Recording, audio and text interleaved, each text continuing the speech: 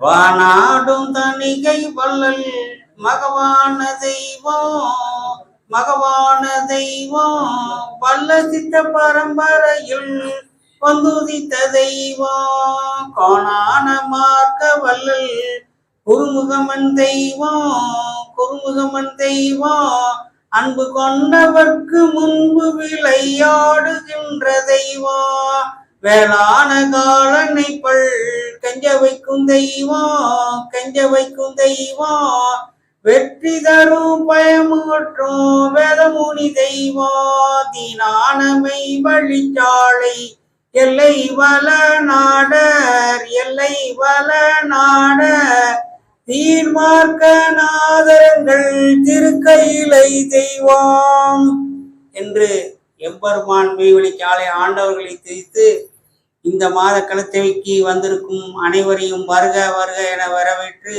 என்னுடைய ஒரு சிறிய உரையை மட்டும் சொல்ல ஆசைப்படுறேன். நமது தெய்வம் திருவுருவம் தாய்க்கு வந்திருந்த போது நம் சபையில 5200 சொச்ச பேரை தேர்ந்தெடுத்திருந்தாங்க. ஆனா 5000 சொச்ச பேரும் சேர்ந்தவங்க சாதாரணவங்க யாருமே கிடையாது. எல்லாருமே தெய்வத்தை பரிசோதனை பண்ணி அதுக்கப்புறம் தான் சேர்ந்திருக்காங்க. அதுக்கு ஒரு சின்ன உதாரணம், தெய்வம் சொல்றாங்க, என்னுடைய மூல மந்திரத்தை ஜெயிச்சுக்கிட்டே இருந்தேன்னா என்னுடைய நேரடி பார்வை உன் மேல விழும் அப்படின்னு சொல்லி தெய்வம் திருவாக்கு.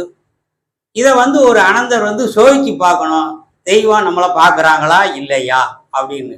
தெய்வம் முத்தி பேரையை ஆட்டிக்கிட்டு இருக்காங்க, தெய்வம் இப்படி சொல்லியிருக்காங்களே நம்ம அதை என்னன்னு பார்க்கணும் அப்படின்னு சொல்லி மூல மந்திரத்தை ஜெயிச்சுக்கிட்டு இருக்காங்க. தெய்வம் பார்வை அவர் அந்த அனந்தரை நோக்கி பட்டிருக்கு.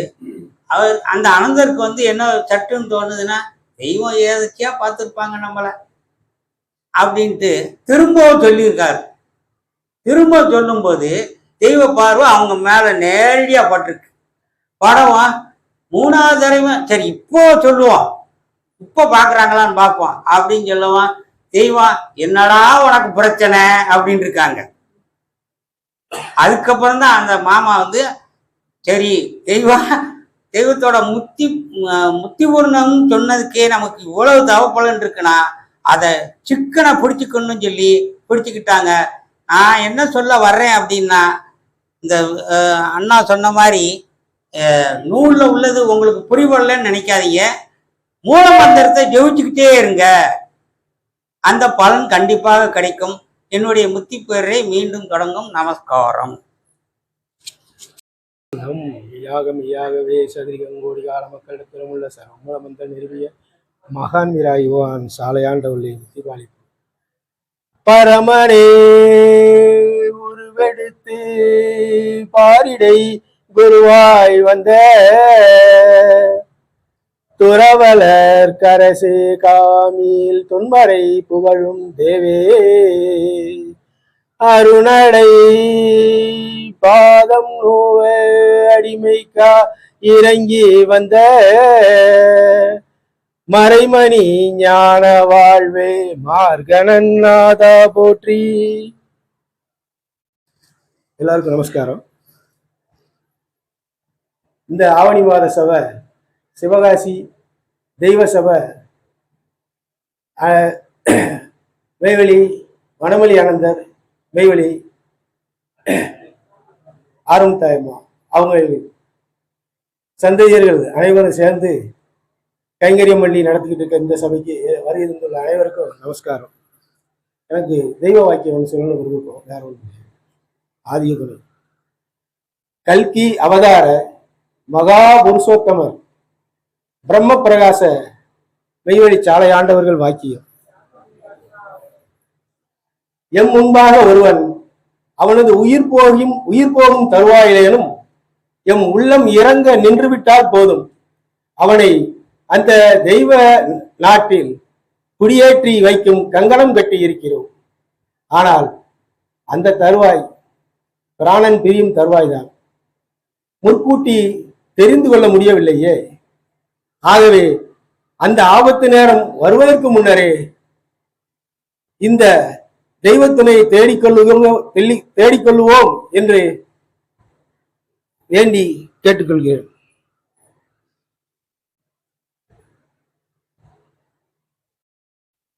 வனாடும் தணிகை வள்ளல் மகவான தெய்வம் மகவான தெய்வம் வள்ளல் சித்தர் பரம்பரையில் வந்துதித்த தெய்வம் குணான மார்க்க வள்ளல் குருமுகமன் தெய்வம் குருமுகமன் தெய்வம் அன்பு கொண்டவர்க்கு முன்பு விளையாடுகின்ற தெய்வம் தனான காலனை பல் கெஞ்ச வைக்கும் தெய்வம் கெஞ்ச வைக்கும் தெய்வம் வெற்றி தரும் பயமகற்றும் வேதமொழிர் தெய்வம் தினான மெய் வழிச்சாலை எல்லை வள நாடர் எல்லை வள நாடர் தீன்மார்க்க நாதர் எங்கள் திருக்கையிலை தெய்வம்.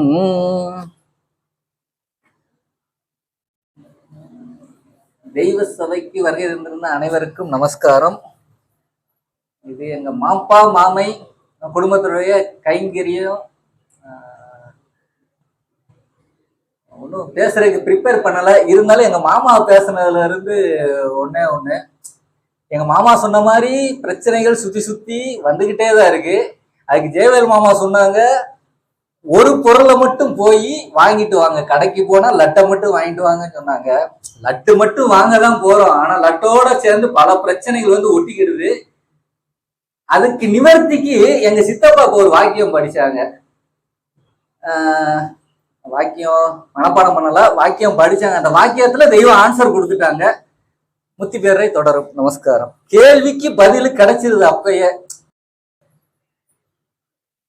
பரமனே உருவெடுத்து பாரிடை குருவாய் வந்த துறவலர்க்கரசே காமில் தொன்மறை புகழும் தேவே அருணடை பாதம் நோக அடிமைக்காக இறங்கி வந்த மறை மணிஞான வாழ்வே மார்க நன்னாதா போற்றி. ஆண்டவங்களே, குருநாதா, தெய்வமே, எம்பெருமானே, ஆதிமுல கடவுளே, கர்த்தாதி கர்த்தா, ஸ்ரீ மெய்வழிச்சாலை ஆண்டவர்கள் துணை கொண்டு அவர்கள் பாதங்களை பணிந்து நமஸ்காரம் செய்து ஒரு சின்ன இதை மட்டும் நான் சொல்றதுக்கு விரும்புறேன். இப்ப நம்ம சபைக்கு வந்த எல்லாரையும் வருக வருகன்னு சொல்லி வரவேற்று என்னுடைய நமஸ்காரத்தை தெரிவிச்சுக்கிறேன். இந்த களிக்கடையில ஏகப்பட்ட பிரச்சனைகளை நம்ம சந்திக்க வேண்டியிருக்கு. நம்ம மாமா அனந்தர்கள் இருந்த காலங்கள்ல எந்த வித ஒரு பொழுதுபோக்கோ எதுவுமே கிடையாது. அப்படி இருந்த காலத்துல எல்லாருமே தலப்பா கட்டி வரும்போது நிறைய விமர்சனங்கள் எல்லாத்தையுமே தாங்கி தான் வந்திருக்காங்க. நம்ம வீட்டிலேயே பல இன்னல்களை தாங்கி தான் எல்லாருமே வந்திருக்காங்க. இப்ப வந்து நிறைய இருந்தோம், ஒரு சில விஷயங்கள் நம்மளால பண்ண முடியலைங்கும் போது வேதனையா இருக்கு. ஏன் அப்படின்னா, இந்த களிக்கடையில நிறைய இது களியன்னா இந்த மெய்வழிச்சாலைக்கு வரவிடாம நிறைய இடைஞ்சல்கள் வந்துகிட்டே தான் இருக்கு. அதனால நம்ம ஆண்டவங்களுடைய திருவடிய இறுக்கமா பிடிக்கணும். அப்பதான் இதுல இருந்து நம்ம வந்து விலகாம இருக்க முடியும் அப்படிங்கிற என்னுடைய கருத்தை இந்த நேரத்துல நான் சொல்லிக்கிறேன். ஏன் சொல்றேன்னா, நம்ம எல்லாருமே ஆண்டவங்களால் வந்து பிடிக்கப்பட்ட குழந்தைகள். ஏன் சொல்றேன்னா, எல்லாருக்குமே இந்த மெய்வழிக்கு வர்ற வாய்ப்பு யாருக்குமே கிடைக்கல. ஏன் நம்ம குடும்பத்திலேயே எங்களுடைய சொந்தங்கள் பந்தங்கள் நிறைய இருக்கு, யாருக்கு இந்த மாதிரி வாய்ப்புகள் கிடைக்கல. நம்மளை சூஸ் பண்ணி தான் எல்லாத்தையுமே நம்ம ஆண்டவங்க எல்லாருமே எடுத்திருக்காங்க. அதனால அவங்களுடைய திருவடியை பிடிக்கணுங்கிறது என்னுடைய இது. ஏன்னா களிய வந்து நிறைய தொல்லைகள் கொடுக்குறான். நம்ம வந்து இந்த இடத்துல வந்து வலுவா அவங்களை பிடிக்கணும். அவங்களுடைய திருநாமங்களை இனியாலும் சொல்லிக்கிட்டே இருக்கணும். அதுக்குரிய வாய்ப்புகளை வந்து நம்ம ஆண்டவங்கிட்ட அழுது தொழுதுதான் கேட்கணும். வணக்கம் பண்ணும்போது நம்ம கேட்க வேண்டிய விஷயங்கள், ஐயனே எப்பயுமே உங்க நாமத்தை சொல்லணும், உங்களுடைய திருவடியை நாம் இறுக்கமா பற்றி கொள்ளணும். எப்படி பற்றி கொள்ளணும்னா, இந்த கப்பலுக்கு நங்கூரம் போடுவாங்க பாத்தீங்களா, நங்கூரத்துல எங்க பட்டாலும் கப்பல் வந்து அசையாத அளவுக்கு இருக்க பற்றி பிடிக்கணும். நம்ம ஆண்டவங்களையும் அந்த மாதிரிதான் இருக்க பற்றி பிடிக்கணும். ஏன்னா இந்த நம்ம சபையிலேயே திடீர்னு ஒரு காத்தடிக்கும். எல்லாரும் நிறைய பாடல்கள் படிச்சவங்க திடீர்னு காணா போயிட்டாங்க. எல்லாருக்கும் அந்த விஷயங்கள்லாம் தெரியும். அதனால நம்ம இருக்க பற்றி பிடிக்கணும். நம்ம சபையிலே ஆலயத்திலே சாலையில கூட திடீர்னு ஒரு காற்று பளிர்னு அடிச்சுச்சு, அப்ப நிறைய பேர் காணா போயிட்டாங்க. அந்த மாதிரி நம்மளும் காணா போயிடக்கூடாது. அதனால நம்முடைய ஆண்டவங்களுடைய திருவடியை இறுக்கமாக பற்றி பிடிக்கணுங்கிறது தான் என்னுடைய வாதமா நான் சொல்றேன். அது ஏன் சொல்றேன் அப்படின்னா, நம்முடைய சுற்றுச்சூழல்ல நிறைய பிரச்சனைகள் வந்துகிட்டே தான் இருக்கு. அப்ப நம்ம என்ன நினைக்கிறோம் அப்படின்னா, நம்ம ஆண்டவங்களை விட்டு நம்ம விலகுறோம்.